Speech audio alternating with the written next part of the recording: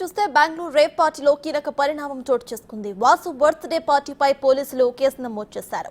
Rape పార్టీలో దొరికిన వీఐపీల పేర్లను ఎఫ్ఐఆర్లో చేర్చలేదు. 100 నుంచి 150 మంది వరకు గుర్తు తెలియని వ్యక్తులను పట్టుకున్నామని ఎఫ్ఐఆర్లో బెంగళూరు పోలీసులు పేర్కొన్నారు. రేప్ పార్టీలో తెలుగు, తమిళ, కన్నడ సినీ నటులతో పాటు వ్యాపార, రాజకీయ నేతలు కూడా పట్టుబడ్డారు. నిందితులతో పాటు 20కి పైగా లగ్జరీ కార్స్ ను పోలీసులు స్వాధీనం చేసుకున్నారు.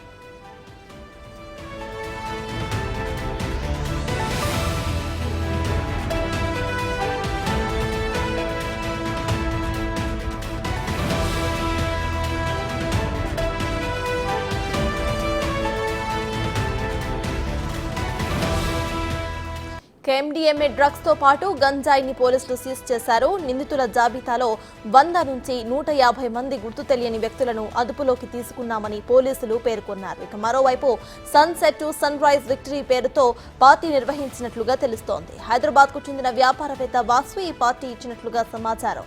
పార్టీకి 150 మందికి పైగా హాజరయ్యారు. పార్టీలో పలువురు పెడ్లర్స్, డ్రగ్స్ అమ్మినట్లుగా పోలీసులు నిర్ధారించారు. ఆదివారం సాయంత్రం నుంచి పార్టీ నాన్ స్టాప్ గా నడుస్తున్నట్లుగా పోలీసులు చెబుతున్నారు. భారీ మ్యూజిక్, డీజే సౌండ్స్ పెట్టి డ్రగ్స్ విక్రయిస్తూ ప్రజలకు ఇబ్బంది కలిగించారని పోలీసులు ఎఫ్ఐఆర్లో పేర్కొన్నారు.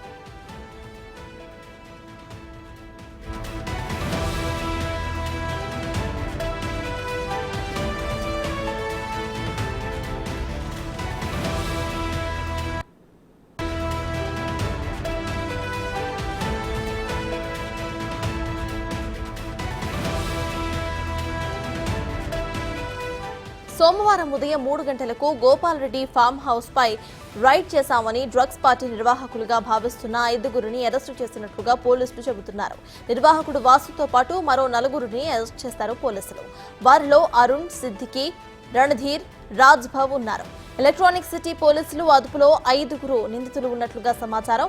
ఇందులో వ్యాపారవేత్త వాసు, అరుణ్ బంధువుగా గుర్తించారు. వాసు బర్త్డే సందర్భంగా రేప్ పార్టీ నిర్వహణలో అరుణ్ కీలకంగా ఉన్నట్లు గుర్తించారు. ఈవెంట్ మొత్తానికి కూడా అరుణ్ ఇన్ఛార్జ్ గా ఉన్నట్లు చెబుతున్నారు. డ్రగ్ పెడ్లర్స్ సిద్దికి, రణధీర్, రాజ్భవ్ పార్టీలో పాల్గొన్నట్లు చెబుతున్నారు.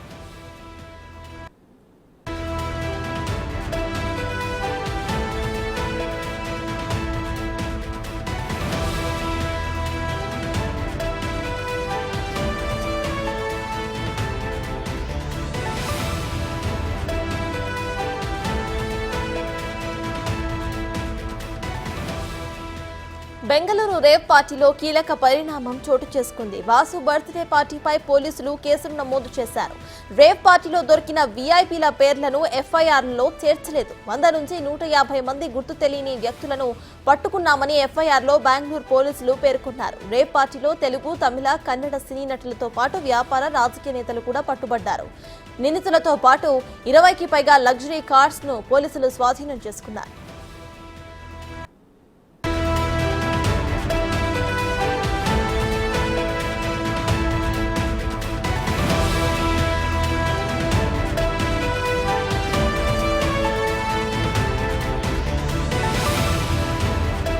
ఎండిఎంఏ డ్రగ్స్ తో పాటు గంజాయిని పోలీసులు సీజ్ చేశారు. నిందితుల జాబితాలో 100 నుంచి 150 మంది గుర్తు తెలియని వ్యక్తులను అదుపులోకి తీసుకున్నామని పోలీసులు పేర్కొన్నారు.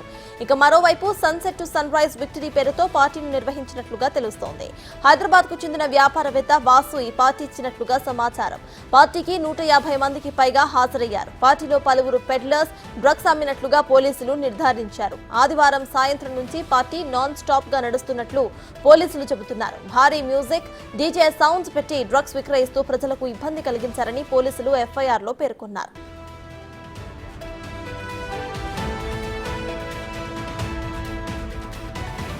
ఇప్పటికే రేప్ పార్టీకి సంబంధించిన అప్డేట్స్ మా ప్రతినిధి రాణా లైవ్ లో అందించడానికి సిద్ధంగా ఉన్నారు. రాణా, చెప్పండి, ఎఫ్ఐఆర్ లో అయితే ఇక్కడ బడాబాబుల పేర్లను ఎవరిని కూడా చేర్చినట్టు తెలుస్తోంది. సో దీనిపైన అప్డేట్స్ ఏంటి?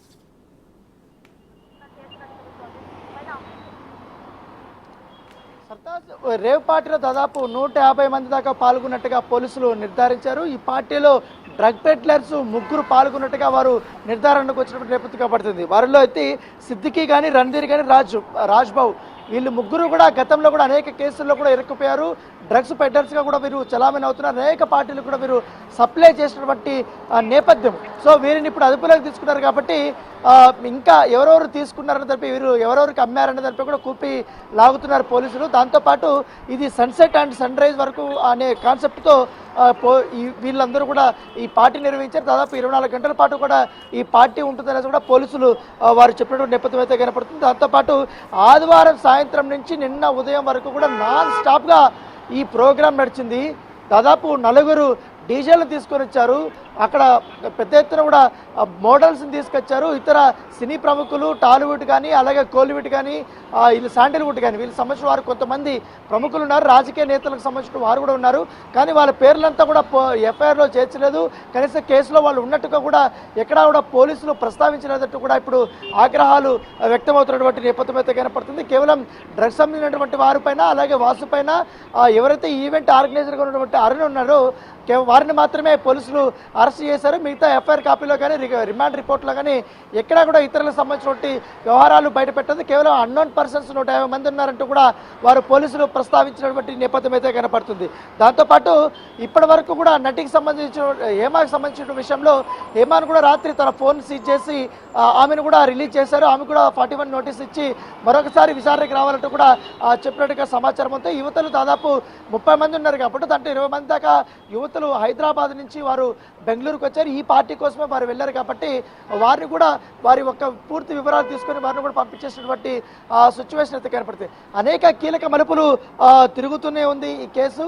దాంతోపాటు డ్రగ్స్ సంబంధించినటువంటి వారిపైన కేసులు నమోదు చేశారు. కానీ మిగతా రేవ్ పార్టీకి సంబంధించిన విషయంలో కానీ ఇప్పటి వరకు ఒక క్లారిటీ అయితే రానటువంటి సిచ్యువేషన్ అయితే కనపడుతుంది. సో ఇప్పటి వరకే అరెస్ట్ చేశారు కాబట్టి వారిని రిమాండ్ కూడా తరలించారు. ఒక 14 రోజుల పాటు కూడా రిమాండ్ విధించినట్టుగా మనకు సమాచారం ఉంది. మరి కొంతమందిని ఇవాళ విచారణకు పిలిపించాలని కూడా బెంగళూరు పోలీసులు భావిస్తున్నట్టుగా మనకు సమాచారం అందుతుంది. దాంతోపాటు ఈ అరుణ్ అనేది మొత్తంగా ఈ సెక్షన్స్ అనేది ఏర్పాటు చేశారు. ఆ ఫామ్ హౌస్లో మొత్తం కొన్ని A grade, B grade, C grade అంటూ కూడా కొన్ని వేరియేషన్స్ కూడా చూపెట్టారు. వాళ్ళలో ఏ పార్టీ ఏ గ్రేడ్ వరకు ఎవరు వెళ్ళాలి, సి గ్రేడ్ వరకు వెళ్ళాలి, అలాగే ఓపెన్ ఏరియాలో ఎవరెవరు ఉండాలని దానిపై కూడా పాసులు కూడా వారు పెట్టినటువంటి పరిస్థితి కనబడుతుంది. ఆయనకు మాత్రమే పూర్తి వివరాలు ఉన్నాయి, ఎక్కడ జరిగింది పార్టీ, ఎక్కడ రేవ్ పార్టీ జరిగింది. సో అరణ్య పూర్తి స్థాయిలో వారు విచారిస్తున్న నేపథ్యం కనబడుతుంది. Right, thank you Rana.